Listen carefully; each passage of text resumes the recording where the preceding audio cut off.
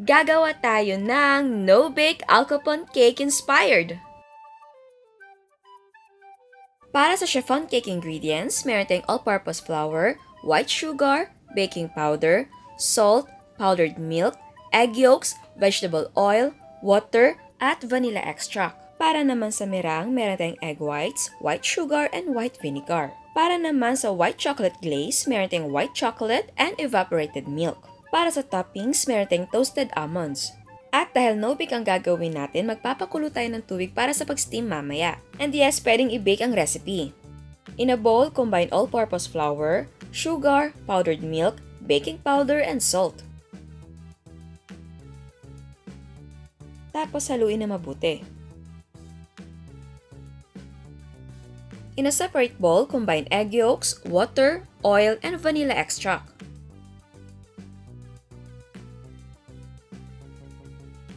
And then combine the dry and wet ingredients.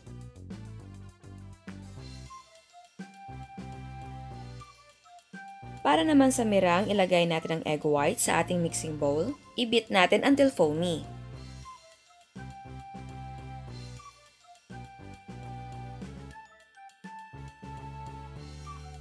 Kapag foamy na, ilagay ang white vinegar. Tapos i-beat natin until soft peaks form. Kapag nasa soft peak stage na, gradually add the white sugar and beat until stiff peaks form.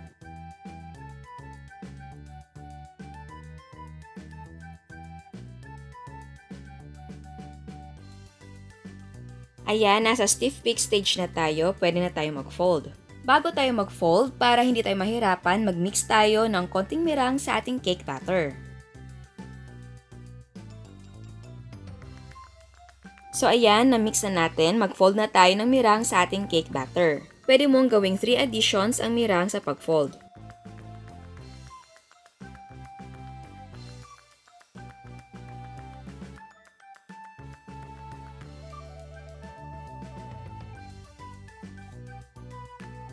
And then, i-pour natin ang cake batter sa ating loaf pan na may parchment paper. And remember, huwag ka na maglagay ng grease sa sides. And pwedeng gumamit ng mas maliit na 2 loaf pan para 2 ang magawa. And yes, pwedeng gumamit ng round, square, or lanyera na pan. And then, steam natin for 30 to 40 minutes over medium-low heat. At huwag kalimutan na i-wrap ang lid ng clean cloth para hindi matuluan ng tubig ang ating cake. After 30 or 40 minutes, do the toothpick check and if it comes out clean, the cake is cooked. Pero kung basa pa, extend the cooking time and check every 5 minutes. And then, remove the cake from the pan. Kung nahirapan kang tanggalin ang cake sa pan, pwede kang mag-slide ng knife sa gilid. And then, peel the parchment paper off and cool completely. At habang pinapalamig natin ang cake, gawin natin ang white chocolate glaze. In a pan, painitin natin ang evaporated milk over low heat. Kapag mainit na ang gatas, ilagay na ang white chocolates.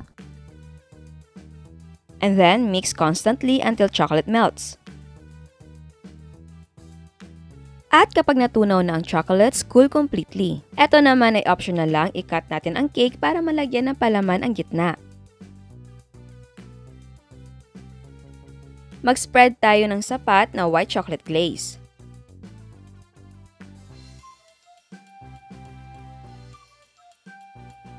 Tapos, ipatong natin ulit ang kalahati ng ating cake.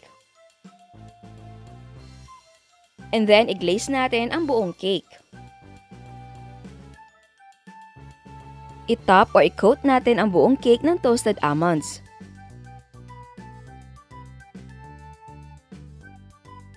Eto na ang ating no-bake Alcapone inspired cake.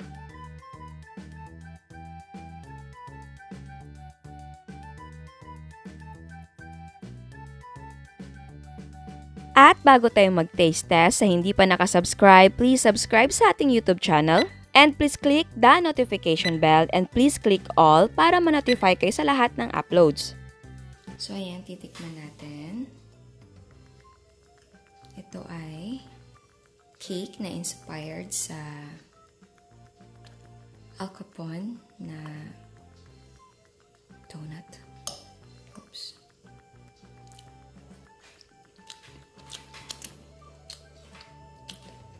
Ang sarap. Napaka-simple nung lasa niya pero napaka-yummy. Sarap. Alam mo kasi, lahat ng inilagay natin, hindi matapang. Yung cake natin, di ba? Napaka-simple nung cake. At yung ating white chocolate glaze, hindi matapang. Lalo naman yung ating almonds. Hindi siya nakakaumay. Mapaparami ang kain mo. And yeah, like the famous Alcapone donut, di ba, pansin nyo, hindi rin siya matapang. Parang easy lang yung dating niya sa lasa. Kahit tignan mo siya na parang loaded yung donut ng almonds, pero hindi intimidating yung lasa. Yum. Sarap.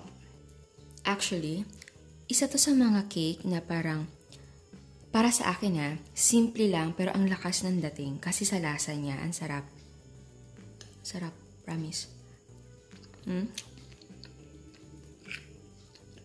Hindi ka mauumay. Yan. Paparami talaga ang kain mo. Kasi akala mo super sweet kasi nga yung sa white chocolate, pero hindi. Hindi matapang. Oh my God. Yum. Yum talaga. Yung iba nga, yung feeling na inilalagay nila ay yema. Pero, okay din siguro yun. Kaya sa akin lang, ay yung white chocolate na glaze natin. Mas gusto ko yung ganun lang. Kasi simple. Wala masyadong arte. Madali lang yung pag-prepare. Kasi nga, melt mo lang yung chocolate and then together with the milk. Ba?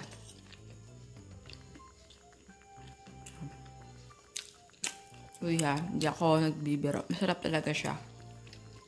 So, ayan. Salamat sa nag-request. Sana nagustuhan nyo. Ciao! Sa pag-toast naman ng almonds, pwede mong gawin sa kawali. So, low heat lang. Malalaman mo kung okay na kasi mabango na at yung kulay niya ay medyo light brown. At eto ang mga prices ng ating mga recipe. Again, pwedeng gumamit ng mas maliit na loaf pan para dalawa ang magawang cake. At ang total cost ay magdidepende kung magkano ang presyo ng sangkap sa inyo. At bago ako magpaalam, meron tayong another dose of inspiration. Eto ang sapin-sapin ni Sir Marlon.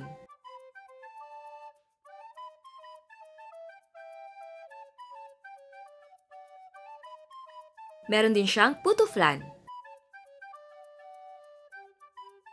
Meron siyang Oreo ice cream. Meron siyang no-bake macaroni.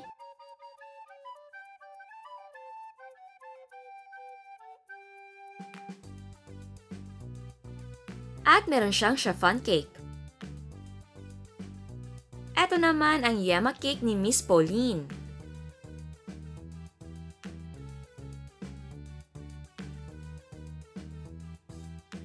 Yema cupcake naman ang ginawa ni Miss Rizel.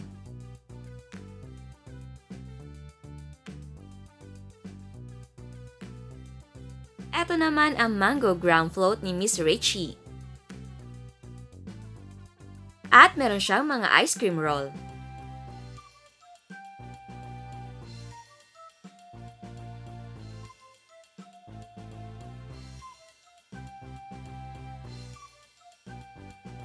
Meron ding mga ground float si Miss Sarmiento.